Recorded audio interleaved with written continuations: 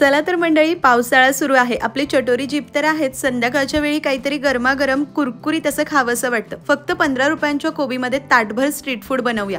कोबी धुवून एकाचे 4 भाग करायचे, जाडसर होलच्या किसणीने किसून घ्या किंवा चॉपरला बारीक करा। नंतर आवडीनुसार यामध्ये लाल तिखट, काळी मिरी पूड, चवीनुसार मीठ, आलं लसूण पेस्ट, 1 चमचा चिली सॉस, 1 चमचा डार्क सोया सॉस, 1 चमचा पाण्यामध्ये चिमूटभर खाण्याचा रंग मिक्स केला। हे सगळं छान मिसळून घ्यायचं। आता बाइंडिंगसाठी समप्रमाणात कॉर्नफ्लोअर आणि मैदा घालायचा, लागेल तितकंच घाला, जास्त घट्ट करू नका। सैलसर असा डो करायचा, पाणी वगैरे घालायचं नाही। असं हे कोबीचे मंचुरियन सोडले की लगेच पडायला हवे, या पद्धतीचं मिश्रण करून घ्या। छान असं मंचुरियनचं मिश्रण तयार झालं। चांगल्या गरम तेलात लो मीडियम फ्लेमवर मंचुरियन सोडून घ्यायचे आणि कुरकुरीत होईपर्यंत तळून घ्यायचे।